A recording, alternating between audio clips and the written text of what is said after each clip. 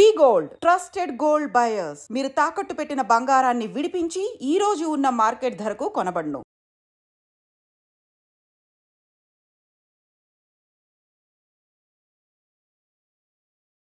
Welcome to I dream. Operation Sindoor success తర్వాత భారత్ పాక్పై మరోసారి పోరాటం చేస్తున్నారు.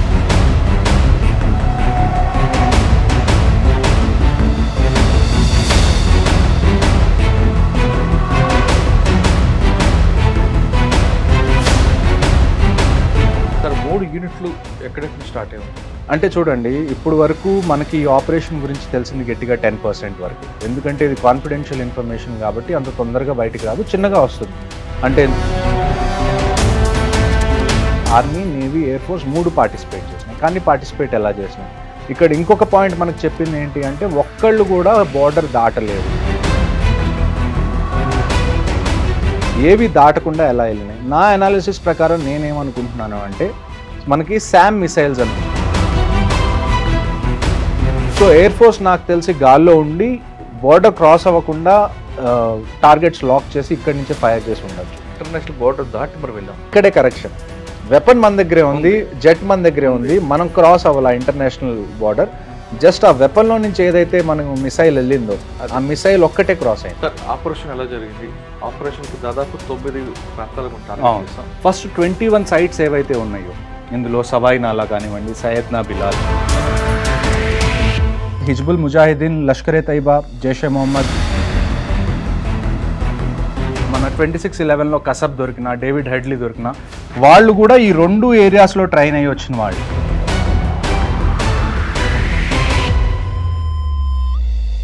Welcome to I dream. Operation Sindoor success తర్వాత భారత్ పాక్పై మరోసారి పోరాటం చేస్తుందా? అసలు ఆపరేషన్ సింధూర్ ఎలా స్టార్ట్ అయింది, ఎప్పుడు ఎండ్ అయింది అనే విషయాలు మనతో మాట్లాడడానికి మాజీ మేజర్ హర్షవర్ధన్ గారు ప్రస్తుతం మనతో ఉన్నారు. అని అడిగి చాలా క్లారిటీగా తెలుసుకుందాం. సార్ నమస్తే అండి. జై హింద్ మురళి గారు. జై హింద్ సార్. సార్, మీ ముఖంలో కొంచెం వెలుగు కనిపిస్తుంది. అంటే ఒక ఆన్సర్ అయితే ఇన్ని రోజులు నేను ఇక్కడికి వచ్చి ఆన్సర్ చెప్పాల్సి వచ్చింది. ఫైనల్గా Indian army, air force, navy answer చెప్పారు. So I'm also very happy. Okay sir, నా హ్యాపీ సరిపోతుంటారా? ఇచ్చిన స్ట్రైక్ చాలంటారా? లేదండి, ఇది జరిగినందుకు నాకు ఆనందంగా ఉన్నా కానీ ఎక్కడో చోట దాన్ని ఏమంటారు, నేనైతే కంప్లీట్గా హ్యాపీగా అయితే లేను. మెయిన్గా 2 విషయాలండి. 2 కాదు, ఒక 3 విషయాలు చెప్తాను. ఫస్ట్ విషయం ఏంటంటే, ఇప్పుడు మనం ఇంతకుముందు ఉరీ చూసుకున్న, ఉరీ అటాక్ జరిగినప్పుడు మనం సర్జికల్ స్ట్రైక్ చేసాం. ఆ తర్వాత పుల్వామా జరిగినప్పుడు మనం బాలాకోట్ ఎయిర్ స్ట్రైక్ చేసాం. అప్పుడు కూడా దాదాపు మనం చేసింది ఇదే. అంటే అప్పుడు కొద్దిగా తక్కువ మంది టెర్రరిస్టులను చంపుండొచ్చు, ఇప్పుడు ఎక్కువ మందిని చంపుండొచ్చు. ఇంతకుముందు లాంచ్ ప్యాడ్స్ మీద మనం అటాక్ చేసి ఉండొచ్చు. ఇప్పుడు ఎక్కడైతే వాళ్ళని తయారు చేస్తారో, మదర్సాస్ ఏవైతే ఉన్నాయో వాళ్ళ మీద చేసాం. కానీ ఎందుకో నాకు ఇది ఇంకా తక్కువే అనిపిస్తుంది. అంటే మన Indian army, navy, air force కలిసి 1971 తర్వాత 3 యూనిట్స్, అంటే 3 ఆర్మీ, నేవీ, ఎయిర్ ఫోర్స్ 3 కలిసి చేసిన ఆపరేషన్ సింధూర్. సో దీన్ని 3 ఎంటిటీస్ ఉన్నాయి కాబట్టి ఇంకా క్యాపబిలిటీస్ ఎక్కువ ఉంటాయి. ఒకవేళ ఆర్మీ ఒక్కటే చేస్తే ఆర్మీ క్యాపబిలిటీస్ కొద్దిగా లిమిటెడ్గా ఉంటాయి. ఎందుకంటే ఆర్మీ దగ్గర ఫైటర్ జెట్స్ ఉండవు. అదే నేవీ, ఎయిర్ ఫోర్స్ అనుకోండి, అక్కడ ఫైటర్ జెట్స్ ఉంటాయి, మిసైల్స్ కొద్దిగా పెద్దవి ఉంటాయి. సో అలాగే 3 కలిసి చేసినప్పుడు ఇంకా పెద్ద ఎత్తున చేయాలని నేనైతే ఇప్పటికీ నమ్ముతున్నాను. అదొక విషయం నాకు ఇంకా నచ్చలేదు. 3వ విషయం ఏంటి అంటే, పూంచ్, రజౌరి అని జమ్మూలో ఏరియాస్ ఉన్నాయి. ఎప్పుడైతే మనం ఈ స్ట్రైక్స్ చేసామో ఆ తర్వాత పూంచ్, రజౌరిలో ఏవైతే ఇప్పుడు మనం పాకిస్తాన్ మీద అటాక్ చేయాలనుకోండి, ఇప్పుడు అక్కడ టెర్రరిస్ట్ క్యాంప్స్ ఉన్నాయి కాబట్టి వాటి మీద మనం బాంబ్స్ అవి ఇవి వేసాం. అదే ఇండియాలో పాకిస్తాన్ అటాక్ చేయాలనుకోండి, ఇటువైపు ఏం టెర్రరిస్ట్ క్యాంప్స్ లేవు వాళ్ళు వేయడానికి.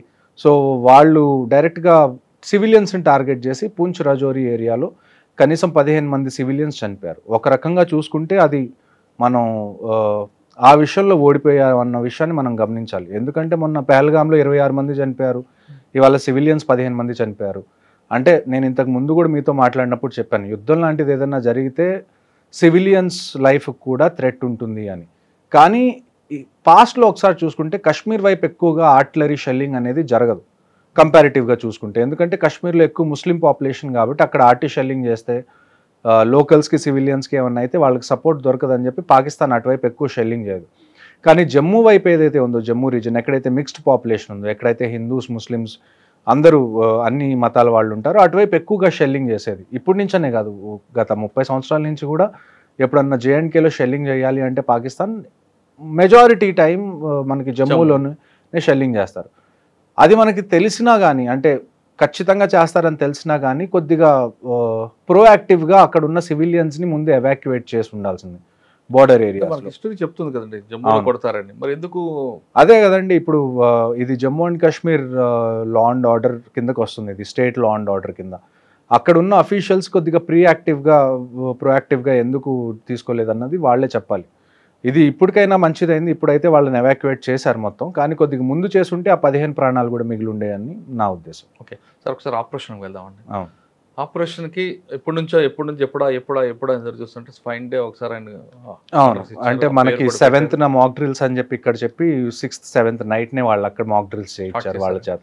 సార్ 3 యూనిట్లు ఎక్కడెక్కడ స్టార్ట్ అయ్యి ఉంటాయి? అంటే చూడండి, ఇప్పుడు వరకు మనకి ఈ ఆపరేషన్ గురించి తెలిసింది గట్టిగా 10% వరకే, ఎందుకంటే ఇది కాన్ఫిడెన్షియల్ ఇన్ఫర్మేషన్ కాబట్టి అంత తొందరగా బయటికి రాదు, చిన్నగా వస్తుంది. అంటే ఇంతకుముందు సర్జికల్ స్ట్రైక్స్ అయినప్పుడు కానివ్వండి, ఎయిర్ స్ట్రైక్స్ అయినప్పుడు కానీ వెంటనే ఏ విషయం బయటికి రాదు కాన్ఫిడెన్షియాలిటీ వల్ల. ఇందులో ఇప్పుడు వరకు మనకు తెలిసిన విషయం ఏంటి అంటే army, navy, air force 3 participate చేసినాయి. కానీ పార్టిసిపేట్ ఎలా చేసినాయి? ఇక్కడ ఇంకొక పాయింట్ మనకు చెప్పింది ఏంటి అంటే ఒక్కళ్ళు కూడా బార్డర్ దాటలేదు. కానీ మనం చూసుకోవాల్సింది ఏంటంటే across LC, across international border రెండింటిని దాటి మనం టార్గెట్స్ని అటాక్ చేసాం. ఏవి దాటకుండా ఎలా వెళ్ళినాయి? నా అనాలిసిస్ ప్రకారం నేనేమనుకుంటున్నాను అంటే మనకి శామ్ మిసైల్స్ అని ఉంటాయి. అంటే శామ్ అంటాం మనం, సర్ఫేస్ టు ఎయిర్ మిసైల్. అంటే భూమి మీద నుంచి మనం మిసైల్ వదిలిపెడితే అది వెళ్ళి గాల్లో తగలడం కానీ, లేకపోతే సర్ఫేస్ టు సర్ఫేస్ మిసైల్స్ ఉంటాయి, అవి ఆర్మీ దగ్గర ఉన్నాయి. సో ఆర్మీ నాకు తెలిసి సర్ఫేస్ మిసైల్స్ యూజ్ చేసి అక్కడ డిస్ట్రక్షన్ చేసి ఉండాలి. ఎయిర్ ఫోర్స్ వాటికి మనం బేసిక్గా ఈ ఆపరేషన్లో 2 రకాల మిసైల్స్ ఖచ్చితంగా వాడాం. ఒకటి హ్యామర్, ఒకటి స్కాల్ప్ అని, ఈ 2 పేర్లు. ఈ హ్యామర్ అనేది ఫ్రాన్స్ నుంచి తెచ్చుకున్న మిసైల్స్, ఈ స్కాల్ప్ అనేది బ్రిటిష్, ఫ్రాన్స్ కలిసి తయారు చేసిన మిసైల్స్ అనమాట. వీటిని మనం లాంగ్ రేంజ్ గైడెడ్ మిసైల్స్ అంటాం, గైడెడ్ క్రూయిజ్ మిసైల్స్ అంటాం. సో ఇవి మనం ఒకవేళ మనం లోపలికి ఎంటర్ అవ్వకపోయినా మనం బార్డర్ దగ్గర ఉండి మన ఎయిర్ క్రాఫ్ట్ గాల్లో పెట్టి అక్కడి నుంచి ఫైర్ చేసినా కానీ చాలా దూరం వెళ్ళి ఎనిమీ టార్గెట్స్ని టార్గెట్ చేసేంత క్యాపబిలిటీస్ ఉన్న మిసైల్స్ ఇవి. సో ఎయిర్ ఫోర్స్ నాకు తెలిసి గాల్లో ఉండి బార్డర్ క్రాస్ అవ్వకుండా టార్గెట్స్ లాక్ చేసి ఇక్కడి నుంచే ఫైర్ చేసి ఉండొచ్చు. మరి నేవీ ఎలా ఇన్వాల్వ్ అయింది అంటే నేను అనుకోవడం ఏంటి అంటే మనకి ఎయిర్ క్రాఫ్ట్ క్యారియర్ ఉన్నాయి, ఐఎన్ఎస్ అరిహంట్ అని కానివ్వండి, లేకపోతే ఐఎన్ఎస్ విక్రాంత్ కానివ్వండి, ఇలాంటి ఎయిర్ క్రాఫ్ట్ క్యారియర్స్ ఉంటాయి. ఈ ఎయిర్ క్రాఫ్ట్ క్యారియర్స్ మీద అట్ ఏ టైం మనం కనీసం 15-16 జెట్ ప్లేన్స్ తీసుకొని మనం ట్రావెల్ చేయొచ్చు. సో నాకు తెలిసి జెట్ ప్లేన్స్ ఏవైతే ఖచ్చితంగా తెలిసిన విషయం ఏంటంటే ఇందులో రఫేల్స్ ఏవైతే మనం ఫ్రాన్స్ నుంచి కొత్తగా తెప్పించుకున్నామో అవైతే మాత్రం ఖచ్చితంగా యూజ్ అయినాయి అని మాత్రం మనం ఒకసారి గమనించాలి. నాకు తెలిసి రఫేల్ ఎయిర్ క్రాఫ్ట్స్ ఏవైతే ఉన్నాయో ఇండియాలో ఉన్న ఏదన్నా బేస్ మీద నుంచి ఎగరకుండా ఈ ఎయిర్ క్రాఫ్ట్ క్యారియర్ నుంచి టేక్ ఆఫ్ అయ్యి అవి ఫైర్ చేసి మళ్ళీ ఎయిర్ క్రాఫ్ట్ క్యారియర్ మీద ల్యాండ్ అయినాయి అని నా ఉద్దేశం. కానీ మీరు చెప్తున్న ఆ ప్రాంతం అంతా కూడా గుజరాత్, ఆ ప్రాంతంలో సముద్రం ఉందండి, కానీ జెట్స్కి చాలా అది కూడా ఉంటుంది కదా, చాలా దూరం వెళ్ళి వచ్చే కేపబిలిటీ ఉంటుంది. వాటిలో చాలా ఫ్యూయల్ ఉంటుంది, ఆల్మోస్ట్ కొన్ని వేల కిలోమీటర్లు అవి ట్రావెల్ చేసే అంత కేపబిలిటీ వాటికి ఉంటాయి. సార్ ఆపరేషన్ స్టార్ట్ అయింది, పర్టికులర్గా 9 ఏరియాలు కొట్టాం. అక్కడ మన టార్గెట్ ఉండాలని ఎప్పటి నుంచో మనకు ఆల్రెడీ ఉందా, ఐడెంటిఫై చేసి ఉంచి ఉన్నాం? అవునండి, మనకి కంటిన్యూస్గా ఇంటెలిజెన్స్ ఇంటర్సెప్షన్స్ అనేవి కంటిన్యూస్గా వస్తాయి. మీరు ఆపరేషన్ని పర్టికులర్గా చూసుకుంటే మనం 1 గంట 5 నిమిషాలకి స్టార్ట్ చేసి 1:30 కల్లా మనం అవగొట్టాం. అంటే జస్ట్ 25 నిమిషాల్లో 9 లొకేషన్లో 24 స్ట్రైక్స్ మనం చేయగలిగిన క్యాపబిలిటీ మనది. అంటే ఒక అరగంటలో మనం ఎంత డ్యామేజ్ చేయగలిగామో మీరు చూడొచ్చు. నేను అందుకే చెప్తుంది ఐఎమ్ స్టిల్ నాట్ హ్యాపీ, ఎందుకంటే అరగంటలో ఇంత చేయగలిగిన క్యాపబిలిటీస్ మనకు ఉన్నప్పుడు ఇంకొద్దిగా ఎక్కువ చేయాల్సింది. ఎందుకంటే ఉట్టి టెర్రరిస్ట్ క్యాంప్స్ మీద మనం ఎన్ని రోజులని టార్గెట్ చేస్తాం. ఇక్కడ మనకున్న ఇంకొక హోప్ ఏంటి అంటే మన పూర్వపు ఎవరైతే చీఫ్ ఆఫ్ ఆర్మీ స్టాఫ్ ఉన్నారో మాజీ సైన్యాధ్యక్షులు జనరల్ నరావనే గారు, ఆయన ట్వీట్ ఏం చేశారంటే ఇది జస్ట్ బిగినింగ్ మాత్రమే అని ట్వీట్ చేశారు. ఆ ఆశ అయితే నాకు ఇంకా ఉంది, ఇది జస్ట్ ఫస్ట్ రౌండ్, ఇంకా రౌండ్స్ ఉంటాయని నేను కోరుకుంటున్నాను. ఖచ్చితంగా నేను అలాగ అనుకుంటున్నాను, అలా అవ్వాలని అనుకుంటున్నాను. సార్ 9 ప్రాంతాల్లో కొట్టారు కదా, 9 ప్రాంతాల్లో ఒక్కొక్క ప్రాంతం గురించి చెప్పగలరా? అంటే ఏ విధంగా వాళ్ళు? నేను వీటిని 2-3 రకాలుగా విభజిస్తాను మనకి కొద్దిగా ఈజీగా అర్థం చేసుకోవడానికి. ఇందులో మూడు రకాల గ్రూప్స్ ఉన్నాయి. ఒకటి ఏంటంటే పాకిస్తాన్ ఆక్యుపైడ్ కాశ్మీర్ ఏదైతే ఉందో పిఓకేలో మెజారిటీ సైట్స్ మనం సెలెక్ట్ చేసుకున్నాం. ఎందుకంటే ఎవరైనా కాశ్మీర్లోకి ఎంటర్ అవ్వాలంటే ముందు పిఓకేలో ట్రైనింగ్ చేసి అక్కడి నుంచి ఈజీగా ఎంటర్ అవ్వచ్చు కాబట్టి పిఓకేలో ఎక్కువ లాంచ్ ప్యాడ్స్ మన టార్గెట్ పిఓకే. కానీ ఈసారి మనం ఇంకా గట్టిగా చేసిన విషయం, చాలా అప్రిషియేట్ చేయాల్సిన విషయం ఏంటి అంటే మనం ఇప్పటి వరకు ఎన్ని ఆపరేషన్స్ చేసినా మనం జస్ట్ ఎల్సీ ఒక్కటే దాటాం, line of control. International boundary అనేదాన్ని మనం ఎప్పుడు ఇంతకుముందు దాటలేదు. కానీ ఈసారి ఎస్పెషల్లీ ముజఫరాబాద్ అనే ప్లేస్, అబోటాబాద్ అని పాకిస్తాన్లో ఒక ప్లేస్ ఉంటుంది. ఆ అబోటాబాద్ 2 విషయాలకి చాలా ఫేమస్. ఒకటి ఏంటి అంటే ఇక్కడ మనకి ఇండియన్ మిలిటరీ అకాడమీ దెహ్రాదూన్లో ఎలాగుందో పాకిస్తాన్ మిలిటరీ అకాడమీ అబోటాబాద్లో ఉంది. అంటే అక్కడ ఉండే ఆర్మీ ఆఫీసర్స్ ఎవరైతే ఉంటారో అందరూ అక్కడే ట్రైన్ అవుతారు పాకిస్తాన్ మిలిటరీ అకాడమీలో. దాని పక్కనే దానికి కొద్ది దూరంలో ఒసామా బిన్ లాడెన్ ఎప్పుడైతే యుఎస్ వాళ్ళు చంపారో వాళ్ళు చంపింది కూడా అబోటాబాద్లోనే. సో పాకిస్తాన్ మిలిటరీ అకాడమీకి కొన్ని కిలోమీటర్ల దూరంలో ఒసామా బిన్ లాడెన్ కనీసం 4-5 సంవత్సరాలు దాక్కొని ఉన్నాడు, కానీ వాళ్ళకి తెలియదు అంటారు. విచ్ ఈజ్ కుదరదు, అలా కుదరదు. మీ మిలిటరీ అక్కడే కొట్టారు కాబట్టి. సో ఈ ముజఫరాబాద్ అనేది కూడా అబోటాబాద్కి జస్ట్ పక్కనే ఉంటుంది. ఈ 2 సిటీస్ కూడా మళ్ళీ ఇస్లామాబాద్కి చాలా దగ్గరగా ఉంటాయి. సో ఒక రకంగా మనం స్టేట్మెంట్ ఏమి ఇచ్చాము అంటే, మనం ఎల్సీ కానీ ఇంటర్నేషనల్ బౌండరీ కానీ క్రాస్ చేయకుండా మేము మిమ్మల్ని లోపలే టార్గెట్ చేయగలం అన్న ఒక సంకేతాన్ని అయితే పంపించాము మనం. And at the same time మీరు కొద్ది కిందకు వస్తే పంజాబ్, రాజస్థాన్ వైపు వస్తే మనకి మురీద్కి అని ఒకటి, ఆ తర్వాత బావల్పూర్ అని ఒకటి. ఈ 2 మనకి జైషే మొహమ్మద్ మళ్ళీ లష్కరే తయ్యబాది మెయిన్ ట్రైనింగ్ సెంటర్స్ ఏవైతే ఉన్నాయో ఆ 2 ఈ 2 ప్లేసెస్లో ఉన్నాయి. ఇవి కూడా కొద్దిగా పాకిస్తాన్లో ఇంటీరియర్స్లో ఉన్నాయి. దానితో కాశ్మీర్కి చాలా దూరంగా ఉన్నాయి ఇవి. ఒకవేళ మనం బావల్పూర్ చూసుకున్నాం అనుకోండి, బావల్పూర్లో మౌలానా మసూద్ అజర్ ఎవరైతే మన జైషే మొహమ్మద్ హెడ్ ఉన్నాడో అతని ఫ్యామిలీ ఆ కాంపౌండ్లోనే ఉంటారు. సో నిన్న మనకి తెలిసిన విషయం ఏంటంటే మసూద్ అజర్ ఫ్యామిలీలో 14 మందిని మనం చంపేశాం. ఇంకొక విషయం ఇక్కడ మనం గమనించాల్సింది ఏంటంటే ఆయన ఒట్టి మసూద్ అజర్ కాదు, మౌలానా మసూద్ అజర్. మౌలానా అంటే ఏంటండి, మదర్సాల్లో ఎవరైతే పాఠాలు చెప్తారో వాళ్ళని మౌలానా అంటారు, రిలీజియస్ టీచర్ బేసికలీ. సో ఎవరైతే టెర్రరిజంకి రిలీజియన్ లింక్ లేదని చెప్తారో వాళ్ళు నాకు దీనికి ఆన్సర్ చెప్పండి. మసూద్ అజర్ని మౌలానా అని ఎందుకు అంటారు? ఒక ఇస్లామిక్ టీచర్గా ఆయనకి ఎందుకు ఆ కితాబ్ ఇచ్చారు మౌలానా అని? ఇప్పుడు ఎన్నైతే మనం స్ట్రైక్ చేసామో అందులో మెజారిటీ మనం స్ట్రైక్ చేసింది మదర్సాస్ని, మస్జిద్స్ని. వాళ్ళు ఆ కవర్ని యూజ్ చేసుకొని టెర్రరిజం చేస్తున్నారు. మళ్ళీ మీరు వచ్చి దానికి రిలీజన్కి సంబంధం లేదంటే అది తప్పు, ఆ లాజిక్ కుదరట్లేదు. సో దానికి కూడా ఆన్సర్ చెప్పాలి. ఓకే, రెండో ఇంకా మీకు ఐడియా వచ్చిన చెప్పండి. ఇంకా ఈ అంటే 9 ప్లేస్లు కొట్టాం మనం, 9 ప్లేస్లో 2 చెప్తున్నారు. 9 ప్లేసెస్లో 3 చాలా మనకి ఇంపార్టెంట్. ఓకే, మిగతావన్నీ చిన్న చిన్న లాంచ్ ప్యాడ్స్, లేకపోతే ఇంతకు ముందు కూడా మనం అటాక్ చేసిన లాంచ్ ప్యాడ్స్, దగ్గరలో ఉన్న లాంచ్ ప్యాడ్స్ ఏవైతే పాకిస్తాన్ ఆక్యుపైడ్ కాశ్మీర్లో ఉన్నాయో. నేను చెప్పే 3 ఏవైతే ఉన్నాయో అవి పాకిస్తాన్లో ఉన్నాయి. పాకిస్తాన్ ఆక్యుపైడ్ కాశ్మీర్లో లేవు, కంప్లీట్ పాకిస్తాన్లో ఉన్నాయి. ఏది మనకి ఒక ముజఫరాబాద్ ఒకటి ఏదైతే ఇస్లామాబాద్కి దగ్గరలో ఉంటుంది, ఒకటి మురీద్కి, అది లాహోర్కి లాహోర్ అంటున్నా, అది కొద్దిగా పంజాబ్ పైన పఠాన్కోట్ దానికి చుట్టుపక్కల ఉంటుంది. అదే మళ్ళీ మనం బావల్పూర్ వచ్చామనుకోండి, అది ఆల్మోస్ట్ రాజస్థాన్ బార్డర్కి ఎదురుగా ఉంటుంది.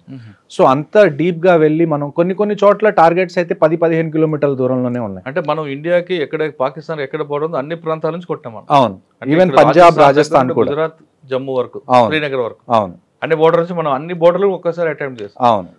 ఇందులో అన్నిటికన్నా గొప్ప విషయం ఏంటంటే ఈ బావల్పూర్ ఒకటి, ఈ మురీద్కి ఒకటి, ఇవి చాలా లోపల ఉన్నాయి. అంటే మన ఐబీకి ఇంటర్నేషనల్ బౌండరీకి అంత దగ్గరలో లేవు.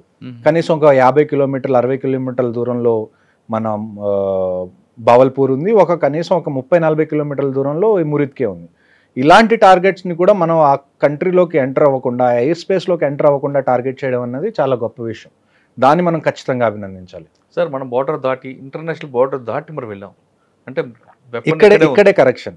వెపన్ మన దగ్గరే ఉంది, జెట్ మన దగ్గరే ఉంది, మనం క్రాస్ అవ్వాలి ఇంటర్నేషనల్ బార్డర్. జస్ట్ ఆ వెపన్ లో నుంచి ఏదైతే మనకు మిసైల్ వెళ్ళిందో ఆ మిసైల్ ఒక్కటే క్రాస్ అయింది, వెళ్ళింది. దానికి అబ్జెక్షన్ ఉంటుందా? అబ్జెక్షన్ అంటే ఇందులో ఇది జరిగిన వెంటనే నాకు నచ్చని విషయాలు ఇదొకటి. ఇండియన్ గవర్నమెంట్ వెంటనే స్టేట్మెంట్ రిలీజ్ చేసింది, మినిస్ట్రీ ఆఫ్ డిఫెన్స్, ఏమని, మేము చేసినవన్నీ precision strikes only on terrorist infrastructure which are దాన్ని ఏమంటారు, ఎస్కలేటరీ ఇన్ నేచర్ అని. అంటే వాళ్ళు చెప్పిన దాన్ని బట్టి ఏంటి అంటే ఏ బిల్డింగ్ ఉందో ఆ బిల్డింగ్ని చూసి ప్రిసైజ్గా ఆ బిల్డింగ్ మీదే మేము టార్గెట్ చేసాం. పాకిస్తాన్ ఆర్మీకి సంబంధించిన ఏ ఎలిమెంట్ని మేము టార్గెట్ చేయలేదు. దాని తర్వాత ఇది ఏదైతే మేము చేసామో దీన్ని మీరు అది చేయలేదు, పెద్ద విషయం చేయకూడదు, ఎందుకంటే మేము టెర్రరిస్ట్ని టార్గెట్ చేసాం, సివిలియన్స్ని కానీ పాకిస్తాన్ ఆర్మీని కానీ మేము టార్గెట్ చేయలేదు అని చెప్పి ముందు నుంచే మనం ఒక సంజాయిషి ఇచ్చుకున్నట్టు నాకు అనిపించింది. అది మీకు నచ్చలేదు? అది నాకు ఖచ్చితంగా నచ్చలేదు. మనం జస్ట్ ఒక స్టేట్మెంట్ ఇవ్వాల్సింది, పెహల్గామ్లో ఇది జరిగింది, దానికి జస్టిస్గా మేము ఇది చేస్తున్నాం, దానికి న్యాయం చేస్తున్నాం అని మేము చేసామని అంతవరకే చెప్పాల్సింది. ఆ తర్వాత అక్కడి నుంచి ఏమన్నా క్వశ్చన్లు వస్తే అప్పుడు మనం ఎక్స్ప్లెయిన్ చేస్తే ఒక అర్థం. ముందు నుంచే మనం ఎక్స్ప్లెయిన్ చేస్తే మనం ఎక్కడో లోవర్ హ్యాండ్లో ఉన్నట్టు, లేకపోతే దీన్ని పెద్దది అవ్వకుండా మనమే ఆపుతున్నట్టు ఒక సంకేతం లాగా వెళ్తుంది. అలా కాకుండా జస్ట్ మనం ఇది చేసేసాం అని చెప్పి కామ్గా ఉండాల్సింది. అటువైపు నుంచి ఏమన్నా క్వశ్చన్స్ వస్తే అప్పుడు మనం చెప్పాల్సింది. లెట్ దెమ్ ఆస్క్, అప్పుడు ఎక్స్ప్లెయిన్ చేయండి. మీరే ముందు ఎందుకు సెల్ఫ్ ఎక్స్ప్లెనేటరీ ఇస్తున్నారు?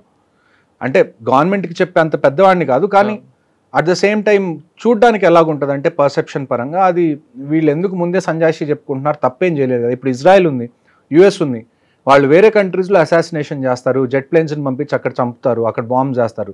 వాళ్ళు ఇలాగ ఎక్స్ప్లెయిన్ చేసుకుంటూ వెళ్ళరు, మేము ఎందుకు చేసాం. వాళ్ళు మేము చేసామని చెప్తారు అంతే. ఆ తర్వాత ఎవరైనా క్వశ్చన్స్ అడిగితే అప్పుడు ఎక్స్ప్లెనేషన్ ఇస్తారు, అప్పుడు డీటెయిల్గా వెళ్తారు. మనం కూడా అలా వెళ్ళాల్సింది.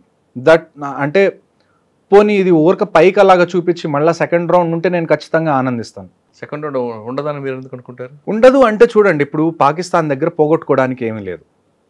అదొక దాన్ని ఏమంటారు, అది అక్కడున్న మిలిటరీ లీడర్షిప్ ఏదైతే ఉందో వాళ్ళని ప్రామినెంట్గా ఉంచుకోవడం కోసం వాళ్ళు ఎంత దూరమైనా వెళ్తారు. వాళ్ళ దగ్గర ఎకానమీ లేదు, అది పాడైపోయిద్ది ఒకవేళ యుద్ధానికి వెళ్తే అన్న భయం వాళ్ళకి లేదు. ఎందుకంటే అక్కడ ఎకానమీ అనేది ఏం లేదు. లాస్ట్ పెహల్గామ్ అటాక్ దగ్గర నుంచి ఆల్మోస్ట్ 10,000 పాయింట్స్ వాళ్ళ సెన్సెక్స్ పడిపోయింది. అక్కడ నిత్యావసర వస్తువులు లేవు. ఇప్పుడు మనం ఇండస్ వాటర్ ట్రీటీ ఆపిన తర్వాత నీళ్ళు ఎలానో లేదు. సో వాళ్ళు పోగొట్టుకోవడానికి వాళ్ళ దగ్గర ఏమీ లేదు. సో ఆ సిచ్యువేషన్ని కూడా మనం ఒకసారి కన్సిడరేషన్లోకి తీసుకోవాలి. అంటే చచ్చిన పావం చంపకూడదు అన్నట్లు ఒక రకంగా అలా చెప్పచ్చు. కానీ పీఓకేని పూర్తిగా హ్యాండ్ ఓవర్ చేసుకుంటే అయిపోతుంది కదండి. పీఓకేని హ్యాండ్ ఓవర్ చేసుకోవాలన్నా కానీ మనం పాకిస్తాన్ ఆర్మీతో ఫైట్ చేయాలి. ఎందుకంటే పీఓకే ఏరియా ఏదైతే ఉందో అందులో పాకిస్తాన్ ఆర్మీ ఫుల్ ప్రెజెన్స్ ఉంది వాటికి కూడా.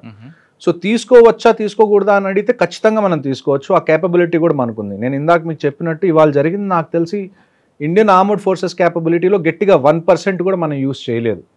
1% యూస్ చేయలేకపోతేనే మనం 25 నిమిషాల్లో ఇంత చేయగలిగాం. అదే మనం ఫుల్ కేపబిలిటీస్ వాడితే పీఓకే తీసుకోవడం పెద్ద విషయం కాదు మనకి. కానీ అది తీసుకునే ముందు మనం దాని నుంచి కాన్సిక్వెన్సెస్ ఏముంటాయి, వాటికి రెడీగా మనం ఉన్నామా అన్న విషయాన్ని మన గవర్నమెంట్కి అనిపిస్తే then we will go ahead. Sir, ఆపరేషన్కి వెళ్ళే ముందు అన్ని డిపార్ట్మెంట్ కూడా ముందు అలర్ట్ చేస్తారట కదా? నాకు తెలిసి చూడండి, ఇలాంటి సీక్రెట్ ఆపరేషన్స్ ఎలాగుంటాయి అంటే లాస్ట్లో నాకు తెలిసి కొన్ని గంటల ముందే ప్లాన్ బయటికి రిలీజ్ అవుతుంది. అంతకు ముందు వరకు కూడా కనీసం ఒక 2-3 ప్లాన్లు ఎక్స్ట్రా పెట్టుకొని ఉంటారు. ప్లాన్ బి, ప్లాన్ సి లాగా కనీసం ఏబిసి 3 ప్లాన్స్ అయితే కనీసం మినిమం ఉంటాయి. ఎందుకంటే ఇలాంటి సీక్రెట్ ఆపరేషన్స్లో కొన్నిసార్లు ఇన్ఫర్మేషన్ లీక్ అవ్వడానికి కూడా ఛాన్సెస్ ఉంటాయి. ఒకవేళ ఇన్ఫర్మేషన్ లీక్ అయింది అనుకోండి, మనం ముందు నుంచే అనుకున్న ఆపరేషన్ మనం అప్పుడు తలపెడితే వాళ్ళు ఆల్రెడీ రెడీగా ఉంటారు, ఇన్ఫర్మేషన్ లీక్ అయింది కాబట్టి. సో ఇలాంటి ఆపరేషన్స్ ఎలాగుంటాయంటే మనం ముందే ఒక 3-4 ఆప్షన్స్ రెడీగా పెట్టుకుంటాం. అందులో లాస్ట్లో కొన్ని గంటలు మిగిలిందన్నగానే ఏ ఆపరేషన్ అనేది ఫైనల్ అవుతుందో అప్పుడు చెప్తారు. దాన్ని బట్టి అప్పటి వరకు అందరూ ప్రాక్టీస్ చేస్తూ ఉంటారు. ఒకసారి ఫైనల్ ఆర్డర్స్ వచ్చిన తర్వాత వాళ్ళు ఏదైతే ఆపరేషన్ని ఫైనల్ చేశారో దాన్ని వాళ్ళు కంప్లీట్ చేస్తారు. ఆపరేషన్ ఫైనలైజ్ అయిన తర్వాత ఆపరేషన్ స్టార్టింగ్ ఎంత టైం ఉంటుంది మధ్యలో? నాకు తెలిసి ఇలాంటి సీక్రెట్ ఆపరేషన్స్కి హార్డ్లీ 2 hours కన్నా నాకు తెలిసి ఎక్కువ టైం ఉండదండి. ఒకేసారి మొత్తం ఇన్ని రకాలుగా ఈ యాంగిల్లో కొట్టాలంటే దానికి ఎంత ప్లాన్ ఉండాలి. దానికి తోడు కరెక్ట్గా ఇది జరిగే కొన్ని నిమిషాల ముందే ఇండియన్ ఆర్మీ కూడా ఇన్స్టాగ్రామ్లో పోస్ట్ పెట్టింది, వి విల్ ఫైండ్ యూ అని. సో ఫస్ట్ మనం ఒక ఇండికేషన్ ఇచ్చాం, మేము మిమ్మల్ని ఎక్కడ దాక్కున్నా కనిపెడతాము అని. ఆ కనిపెట్టి మరీ కొట్టారు, చెప్పి మరీ చేసినట్టు ఒక రకంగా. అక్కడి నుంచి మళ్ళీ రిటాలియేషన్ కూడా మనకు వస్తుంది ఈ పూంచ్ రజౌరీలో. సార్, ఆపరేషన్ ఎలా జరిగింది? ఆపరేషన్ కి దాదాపు 9 ప్రాంతాలకు టార్గెట్ చేసాం. ఏ బేస్ నుంచి ఎక్కడ వెళ్ళాం, ఎలా చేసుకోవచ్చు అని ఒకసారి ఎక్స్ప్లెయిన్ చూడండి. మొత్తం ఇక్కడ ఇంకొక పేరు ఒకటి ఉంది, బావల్పూర్ అని. ఓకే, ఇది ఉంది చూసారా, బావల్పూర్. ఇది 21st నేమ్. సో మొత్తం నాకు తెలిసి ఇప్పుడు వరకు ఉన్న మన ఇన్ఫర్మేషన్ ప్రకారం ఫస్ట్ 21 సైట్స్ ఏవైతే ఉన్నాయో ఇందులో సవాయి నాలా కానివ్వండి, సయ్యద్నా బిలాల్, మస్కరే అక్సా, చేలాబందీ, అబ్దుల్లా బిన్ మసూద్, దులాయి, గడి హబీబుల్లా, బట్రాసి, బాలాకోట్ మనకి ఐడియా ఉండాలి, ఇంతకు ముందు కూడా మనం చేసాం. సో ఇవన్నీ ఆల్మోస్ట్ ఎక్కడైతే మనం ఇంతకు ముందు పుల్వామా అప్పుడు చేసిన ఎయిర్ స్ట్రైక్స్ అప్పుడు చేసిన ఏరియా అది. సో ఏవైతే మెయిన్గా ఎక్కడైతే టెర్రరిస్ట్ ఇన్ఫ్రాస్ట్రక్చర్ ఉందని మనకు తెలుసో అవన్నిటిని మనం ముందే మన దగ్గర ఉన్న ఇన్ఫర్మేషన్ ఇంటెలిజెన్స్ని బట్టి రఫ్గా ఒక 21 నేమ్స్ మనం షార్ట్ లిస్ట్ చేశారు ఇండియన్ గవర్నమెంట్. ఆ 21 నేమ్స్లో కూడా మళ్ళా ఏవైతే 9 ప్లేసెస్ ఉన్నాయో అవి లాస్ట్ డేకి నేను ఇందాక మీకు చెప్పినట్టు ఆల్మోస్ట్ ఒక 3-4 సెట్ ఆఫ్ ఆపరేషన్స్ అనేవి ఉంటాయి. అందులో లాస్ట్ 2 hours 1 hour ఎప్పుడైతే మిగిలి ఉంటుందో ఆ టైంలోనే లాస్ట్లో ఎక్కడైతే మనం ప్లాన్ చేసి అటాక్ చేయాలనుకుంటున్నాం ఆ పేర్లు బయటకు వస్తాయి. సార్ 21 షార్ట్ లిస్ట్ అయినాయి. అందులో మళ్ళీ షార్ట్ లిస్ట్ అయ్యి ఫైనల్ గా 21 అయితే ఉన్నాయి. ఇప్పుడు మనకి 21 అయితే ఐడెంటిఫైడ్ మనం కొట్టాం.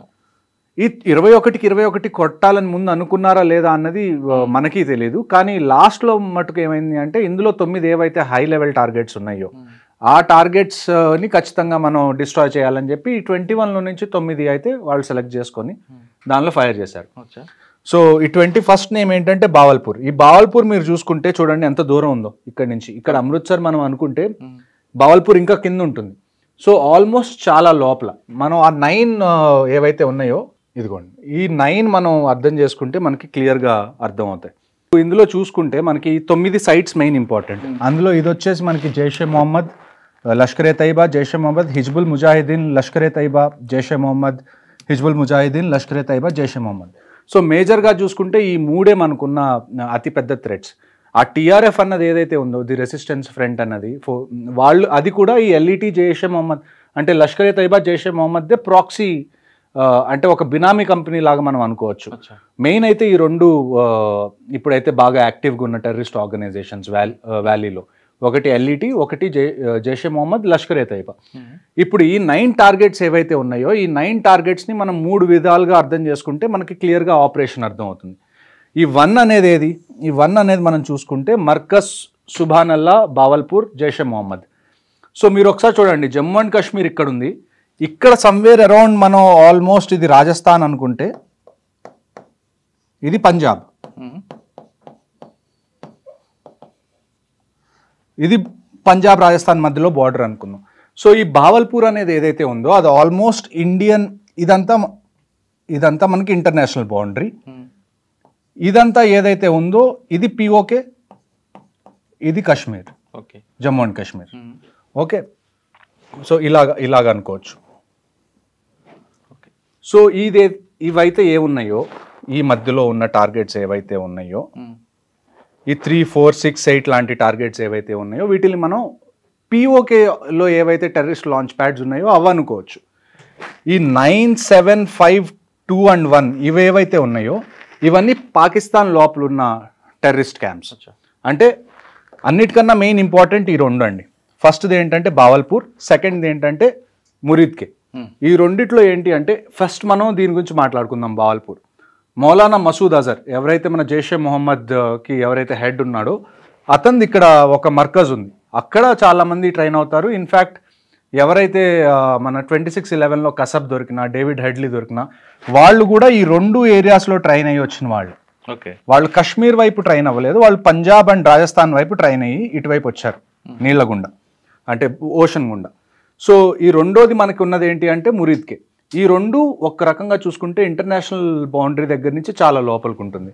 ఇది ఒక ఆల్మోస్ట్ నాకు తెలిసి ఇది ఒక 50 to 70 కిలోమీటర్స్ ఉండే ఛాన్స్ ఉంది ఇంటర్నేషనల్ బార్డర్ దగ్గర నుంచి ఈ బావల్పూర్ అనేది ఏదైతే ఉందో. అదే మనం మురీద్కే చూసుకుంటే మురీద్కే కూడా ఆల్మోస్ట్ 30 to 50 కిలోమీటర్స్ రేంజ్లో అయితే ఖచ్చితంగా ఇంటర్నేషనల్ బార్డర్ దగ్గర ఉంటుంది. ఆ తర్వాత మనకి మెయిన్గా మనం అటాక్ చేసింది ఏంటంటే సర్జల్ అంటే ఇది తెరాకలాన్, సియాల్కోట్ కూడా చాలా ఇంపార్టెంట్ పాయింట్. అక్కడ కూడా చాలా టెర్రరిస్ట్ యాక్టివిటీస్ అనేవి జరుగుతాయి. బర్నాలా, కోట్లీలో 2 మనం. ఆ తర్వాత ముజఫరాబాద్ అనేది 7 if I'm not wrong 8 Muzaffarabad. ఇక్కడ ఈ ముజఫరాబాద్ అనేది కూడా చాలా ఇష్యూ ఉన్న ప్లేస్. ఈ ముజఫరాబాద్ ఇందాక మనం మాట్లాడుకుంటున్నప్పుడు ముజఫరాబాద్ అనేది ఇస్లామాబాద్కి చాలా దగ్గర, అబోటాబాద్ కూడా చాలా దగ్గర. ఇంకోటి ఈ 9 అనేది ఇది. ఈ 2 ముజఫరాబాద్లో 2, కోట్లీలో 2, ఆ తర్వాత పంజాబ్లో 1, రాజస్థాన్ ఎదురుగా అంటే ఇక్కడ ముల్తాన్ ఏరియా వస్తుంది. ఆ ఏరియాలో ఈ 2 టార్గెట్స్ అనేది ఈ 2 కన్నా కానీ ఈ 5 టార్గెట్స్ ఏవైతే ఉన్నాయో అంటే ఇంటర్నేషనల్ బౌండరీ దాటి ఈ పాకిస్తాన్ లోపల ఉన్నవి అటాక్ చేయడం అనేది ఇది చాలా చాలా కొత్తగా చేసింది. అంటే చాలా అభినందించాల్సిన విషయం. ఎందుకంటే ఎయిర్ క్రాఫ్ట్స్ ఏవైతే ఉన్నాయో అవి ఎంటర్ అవ్వలేదు, ఇక్కడ వరకే ఆగిపోయినాయి ఎయిర్ క్రాఫ్ట్స్. ఇక్కడి నుంచి ఫైర్ చేసి లోపల ఉన్న టార్గెట్స్ని మనం డిస్ట్రాయ్ చేసాం. ఇదే టైంలో మనకి చాలా మిస్ఇన్ఫర్మేషన్ వస్తుంది. ఏమని అంటే మనవి కూడా ఒక 5-6 జెట్ ప్లేన్స్ వాళ్ళు కింద పడేశారు, వాళ్ళు కూల్చేశారు, అది డ్రోన్లు కూడా కూల్చారు.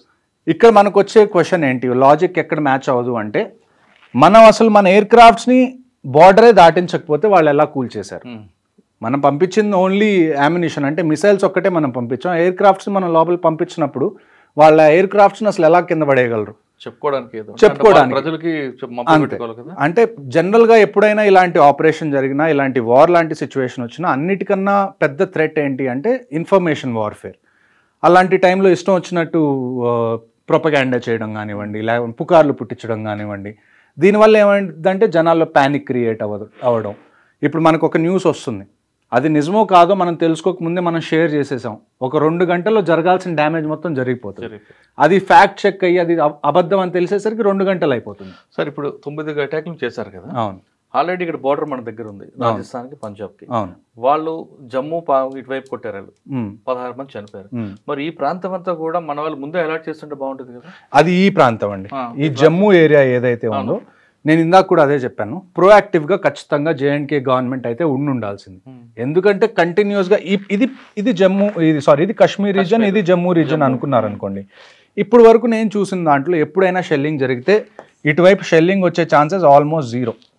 కానీ ఈ ఏరియా మాత్రం కంటిన్యూస్గా కొన్ని సంవత్సరాల నుంచి ఎప్పుడు ఇండియా పాకిస్తాన్ మధ్యలో సీజ్ ఫైర్ వైలేషన్ అయినా కానీ ఈ రజౌరి మోస్ట్లీ 2 ఉన్నాయి. రజౌరి ఒకటి, పూంచ్ ఒకటి, పూంచ్ సెక్టర్, ఈ 2 జమ్మూలో ఉన్నాయి. ఇవన్నీ దగ్గరలో ఉండే. సాంబా సెక్టర్ కూడా జమ్మూ ఏరియాలోనే ఉంటాయి. ఈ వీటితో పాటు RS4 కూడా ఎఫెక్టెడ్ కదా. అవునండి. అవన్నీ ఇప్పుడు ప్రస్తుతం మనకు అందిన ఇన్ఫర్మేషన్ ప్రకారం వెస్ట్ సైడ్లో ఉన్న ఏవైతే మేజర్ ఎయిర్పోర్ట్స్ ఉన్నాయో ఆ ఎయిర్పోర్ట్స్ కూడా మూసేయడం జరిగింది, including Uttarakhand, Himachal also. So ప్రస్తుతం ఇంకొక విషయం ఇవాళ ఉదయం తెలిసింది ఏంటి అంటే, ఇక్కడ లాహోర్ ఉంటుంది, ఇది ఐ థింక్ లాహోర్, ఇది లాహోర్లో కూడా ఎయిర్పోర్ట్ మీద 3 బ్లాస్ట్లు జరిగినాయి. అది ఇండియా చేసిందా లేకపోతే డ్రోన్ ఇండియా వదిలిపెడితే డ్రోన్ వెళ్ళి అక్కడ పడి చేసిందా అన్నది ఇంకా బయటికి రాని విషయం. కానీ ఇవాళ ఉదయం కూడా 3 బ్లాస్ట్లు అయితే లాహోర్ ఎయిర్పోర్ట్లో జరిగినాయి, ఎయిర్పోర్ట్ ఆ చుట్టుపక్కల. సార్ ఎక్కువ థ్రెట్ మనకి ఇటువైపు కనిపిస్తుంటుంది. చూడండి, వార్ ఒకవేళ మీరు టెర్రరిజం ఆపరేషన్స్ చూసుకున్నారనుకోండి, ఈ ఏరియా మనకి థ్రెట్ ఎక్కువ. కొద్దిగా మనం చూసుకుంటే పఠాన్ కోట్ ఏదైతే పంజాబ్ బార్డర్ విలేజెస్ ఉన్నాయో ఇక్కడ కొద్దిగా థ్రెట్ ఉంది తప్ప మిగతాది ఐ డోంట్ థింక్ బార్డర్స్ దగ్గర అయితే కంప్లీట్ వార్ అవుతుంది తప్ప థ్రెట్ లాంటివి చిన్నవేవి ఇక్కడైతే అయ్యే ఛాన్సెస్ తక్కువ. ఎందుకంటారు? ఎందుకంటే ఇక్కడ ఇంటర్నేషనల్ బౌండరీ కాబట్టి, ఇక్కడ BSF ఆల్రెడీ ఉంటుంది కాబట్టి ఇక్కడ మనకి ఇష్యూ ఉండదు. ఇక్కడ మనకున్నది LC కాబట్టి LC ఒక ఖచ్చితమైన రేఖ అని మనం పరిగణించాం దాన్ని. ఇంటర్నేషనల్ బౌండరీకి ఒక శాంక్టిటీ ఉంటుంది, కానీ LCకి ఒక శాంక్టిటీ ఉండాల్సిన అవసరం లేదు. సో అందుకని ఇక్కడ మనకు అటాక్స్ ఎక్కువ జరుగుతాయి కంపారిటివ్లీ ఇక్కడ జరిగిన దానికన్నా. సార్ ఇప్పుడు మీరు చెప్తున్నట్లుగా ఈరోజు కూడా 2 జరిగాయి అంటున్నారు లాహోర్ మీద. దీనికి రిటాలియేషన్గా వాళ్ళు ఏం చేసే అవకాశం ఎక్కడ ఉండొచ్చు? చూడండి, నా అంచనా ప్రకారం అయితే ఈ ఇంటర్నేషనల్ బౌండరీ ఏదైతే ఉందో దీన్ని వాళ్ళు కదిలించరు. వాళ్ళు ఎంత చేసినా కానీ నాకు తెలిసి ఈ POK నుంచి కాశ్మీర్లో చేస్తారు, లేకపోతే టెర్రరిస్ట్ పంపించి అలాగే ఏమైనా చేయొచ్చు, లేకపోతే జమ్మూ అండ్ పఠాన్కోట్ సెక్టర్ ఏదైతే ఉందో అక్కడ షెల్లింగ్ చేసే అవకాశం ఉంది తప్ప కిందకు వస్తే వాళ్ళంతటి వాళ్ళు యుద్ధాన్ని ప్రకటించినట్టే. సో ఈ ఇంటర్నేషనల్ గేమ్ ఇక్కడే ఆడాలి, ఎందుకంటే ఇక్కడ LC ఉంది కాబట్టి. ఇంటర్నేషనల్ బౌండరీకి ఒక పవిత్రత ఉంటుంది, ఆ పవిత్రతని వాళ్ళు ఏమన్నా, ఇప్పుడు మనం నిన్న క్రాస్ చేసాం ఇంటర్నేషనల్ బౌండరీ, కానీ క్రాస్ చేసినా కానీ మనం ఎప్పుడు పాకిస్తాన్ మిలిటరీ ఇన్ఫ్రాస్ట్రక్చర్ కానివ్వండి, లేకపోతే పాకిస్తాన్ దగ్గర ఉన్న ఎక్విప్మెంట్ని కానివ్వండి, సివిలియన్స్ని కానీ మనం టార్గెట్ చేయలేదు. మనం ఓన్లీ టార్గెట్ చేసింది జస్ట్ టెర్రరిస్ట్ క్యాంప్స్ ఏవైతే ఉన్నాయో వాటిని టార్గెట్ చేశాం. కాబట్టి ఒక రకంగా చూసుకుంటే ఆ ఇంటర్నేషనల్ బౌండరీకి ఉన్న పవిత్రతని మనం నిలబెట్టాం, డిస్టర్బ్ చేయకుండా వీలైనంత తక్కువ చేయగలిగినంత మనం చేసాం. కానీ వాళ్ళు ఒకవేళ కనుక ఇంటర్నేషనల్ బౌండరీ క్రాస్ చేశారనుకోండి, లేకపోతే క్రాస్ చేయడానికి ట్రై చేస్తే మాత్రం ఖచ్చితంగా మన వైపు నుంచి కూడా రిటాలియేషన్ ఉంటుంది గట్టిగా. సార్ ఇదంతా ఒక పార్ట్ పెట్టండి, అసలు ఆ రోజు ఈ విధంగా వచ్చారు, లోపలికి వెళ్ళి వచ్చారు వాళ్ళు? చూడండి, అది మీరు ఒకసారి POK ఏరియా ఏదైతే ఉందో ఇక్కడ మనకి కంటిన్యూస్గా terrorist launch pods, terrorist training centres అనేవి ఎప్పటి నుంచో ఉన్నాయి. ఇప్పుడు బాలాకోట్ ఎయిర్ స్ట్రైక్ జరిగినప్పుడు కూడా ఇక్కడ ఉన్నవే మనం అన్ని డ్యామేజ్ చేసాం, కానీ వెంటనే మళ్ళీ పుట్టుకొచ్చినాయి పుట్టుకొడుగుల్లాగా. సో ఇక్కడి నుంచి వాళ్ళు కాశ్మీర్లోకి పాసెస్ ఉంటాయి, కొన్నిసార్లు నదుల్లో నుంచి వస్తారు, కొన్నిసార్లు కొన్నిసార్లు Caves ఉంటాయి, మంచు పడడం వల్ల tunnels. టన్నల్స్ ఉంటాయి. మంచు పడడం వల్ల ఫెన్సింగ్ ఏదైతే ఉంటుందో ఫెన్సింగ్ కూలిపోవడం కానివ్వండి, దాని మీద నుంచి ఎక్కి రావడం కొద్దిగా ఈజీ అవుతుంది. పాసెస్ కొన్ని తెరుచుకుంటాయి. వింటర్ పాసెస్ ఏవైతే మూసెస్ ఉన్నాయో సమ్మర్ స్టార్ట్ అవగానే అవి ఓపెన్ అవుతాయి. సో అటువైపు నుంచి వచ్చి వాళ్ళు ముందే ఏదైతే ఫారెస్ట్ ఉందో ఆ ఫారెస్ట్లో వాళ్ళు ముందే దాక్కున్నారు. ఆ ఫారెస్ట్లో దాక్కొని అక్కడి నుంచి పహల్గామ్లో అటాక్ జరిగిందని చెప్పి నాకు తెలిసిన ప్యాటర్న్. సార్ వీళ్ళకి లోకల్ వాళ్ళు సపోర్ట్ చేశారనేది వాస్తవం అంటారా? ఖచ్చితంగా ఉందండి. ఇప్పుడు ఇంకొక విషయం ఏం జరిగిందంటే రీసెంట్గా వీళ్ళకి ఎవరైతే లాజిస్టిక్స్ ప్రొవైడ్ చేశారో, పహల్గామ్ అటాక్ చేసిన వాళ్ళకి ఎవరైతే లాజిస్టిక్స్ ప్రొవైడ్ చేశారో ఒక వ్యక్తి వాళ్ళకి తిండి పెట్టడం కానీ, వాళ్ళు ఉండడానికి ఏరియా ఇవ్వడం కానీ, అతన్ని ఆర్మీ పట్టుకోవడానికి వెళ్తే అతను తప్పించుకుందామని చెప్పి నదిలో దూకి ట్రై చేస్తే చనిపోయాడు. సో లోకల్స్ది ఖచ్చితంగా ఇందులో ప్రమేయం ఉంది. అందుకే ఈ ఇన్సిడెంట్ జరిగిన వెంటనే 1500 మంది ఆన్ గ్రౌండ్ వర్కర్స్ని Indian army, Jammu and Kashmir police arrest చేసి వాళ్ళని ఇంట్రాగేట్ చేసిన తర్వాత వచ్చిన న్యూస్ని బట్టి అతన్ని పట్టుకోవడానికి వెళ్ళారు. ఓకే సార్, ఇదంతా ఒక పార్ట్ అండి. కానీ పహల్గామ్లో చేసిన అటాక్ ఆ నలుగురు ఎప్పుడు దొరుకుతారండి? ఆ నలుగురు కదా ఇంపార్టెంట్. చూడండి, ఇప్పుడు మీరు మొక్కలు పీకేయడం కన్నా కానీ దాన్ని ఏవైతే వేర్లు ఆకులు తుంచడం కన్నా వేర్లు నుంచి బయటికి పెకిలించి తీయడం కరెక్ట్ అప్రోచ్ అని నా ఉద్దేశం. ఈ నలుగురు ఖచ్చితంగా దొరుకుతారు. వీళ్ళు ఎక్కువ టైం పట్టదు. ఈ రోజుకి నాకు తెలిసి 2 వారాలు అవుతుంది మన అటాక్ అయ్యి. నాకు తెలిసి ఈ మంత్ అయిపోయే లోపల, మే అయిపోయే లోపల ఆ నలుగురిలో కనీసం 2 అయినా చనిపోతారని చెప్పి నేను ఖచ్చితంగా చెప్పగలను. సార్ వాళ్ళకు బాగా కరడు కట్టిన వాళ్ళు టెర్రరిస్టులు కాబట్టి వాళ్ళు 3-4 days అయినా ఫుడ్ లేకుండా ఉండిపోతారు ఈ ప్రాంతంలో అనేది. కరుడు కట్టిన టెర్రరిస్ట్ కన్నా కూడా అందులో ఒక్కడెవరైతే ఉన్నాడో హాషిమ్ మూసా అని, అతను పాకిస్తాన్ పారా కమాండో, ఇంతకుముందు ఆర్మీ నుంచి తను రిటైర్ అయిపోయి తను టెర్రరిజంలో చేరాడు. సో మెయిన్ మనం పట్టుకోవాల్సిన వాళ్ళు ఎవరన్నా ఉన్నారు అంటే that should be Musa.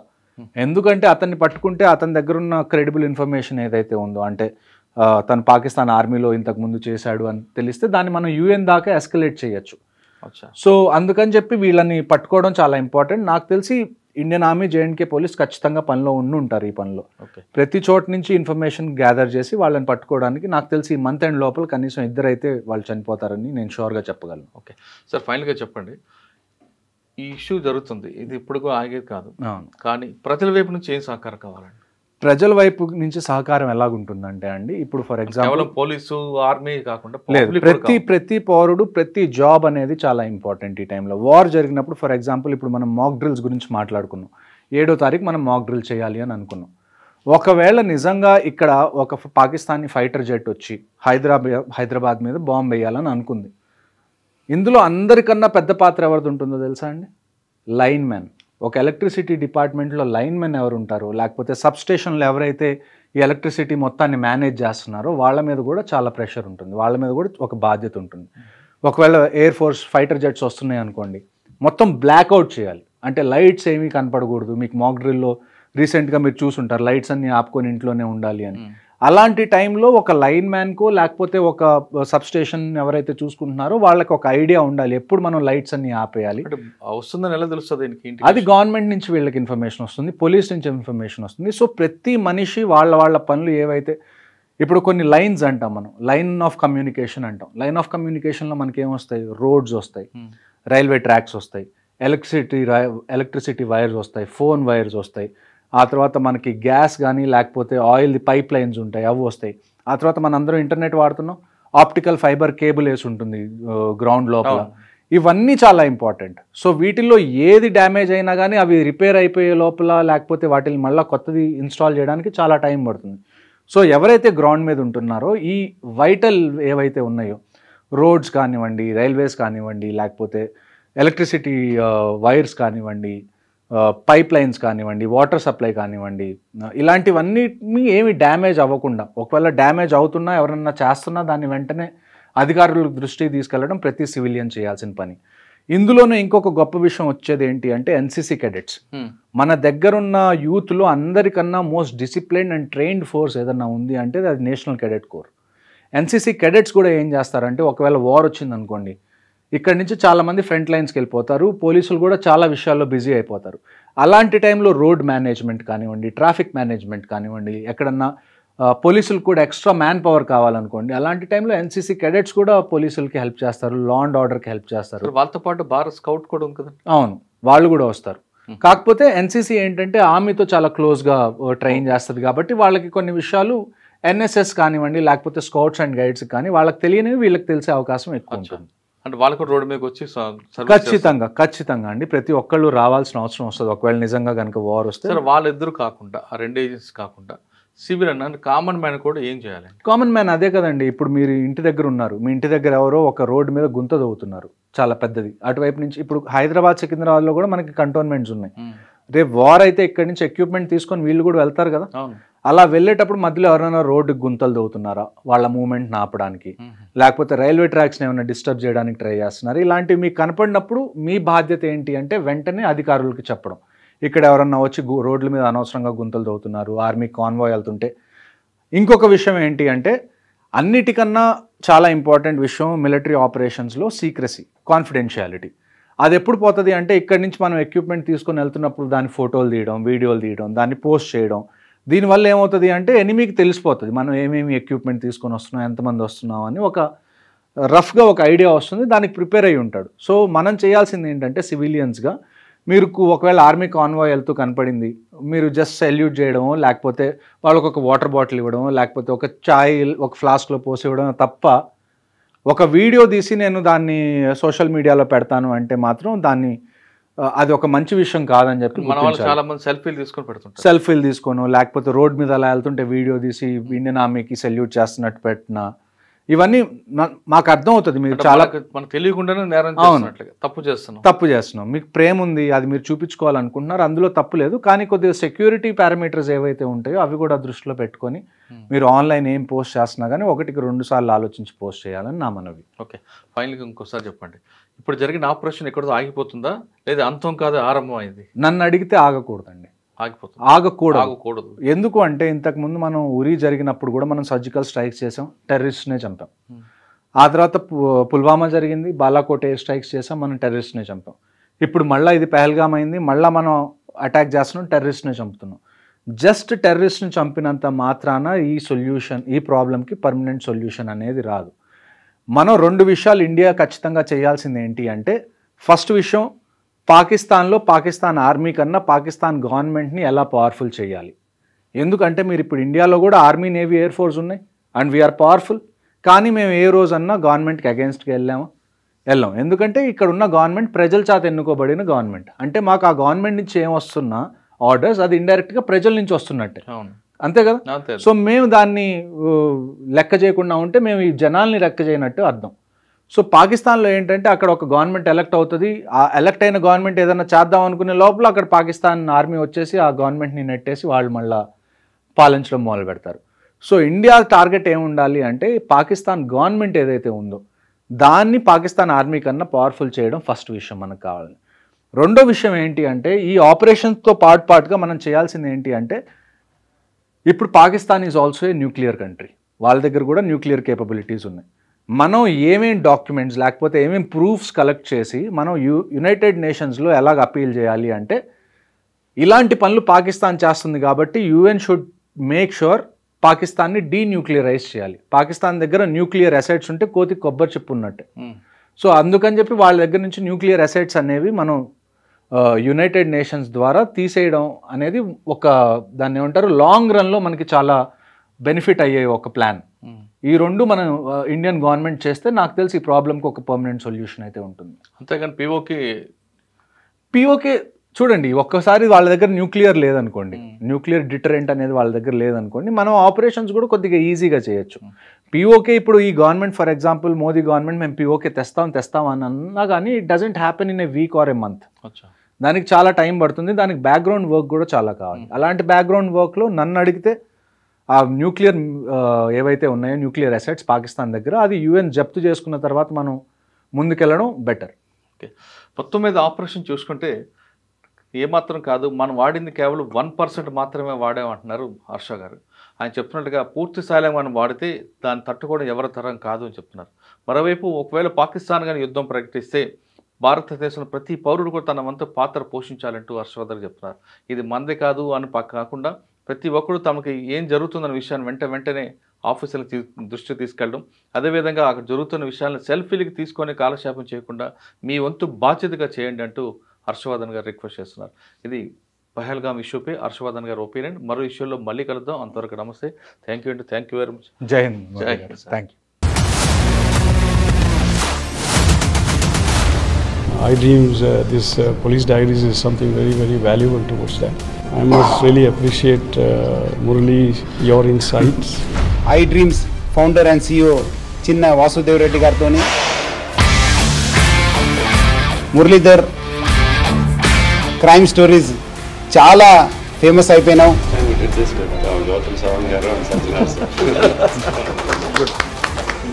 Well done. Congratulate him for doing so well, and I congratulate him, his boss also, for doing so well.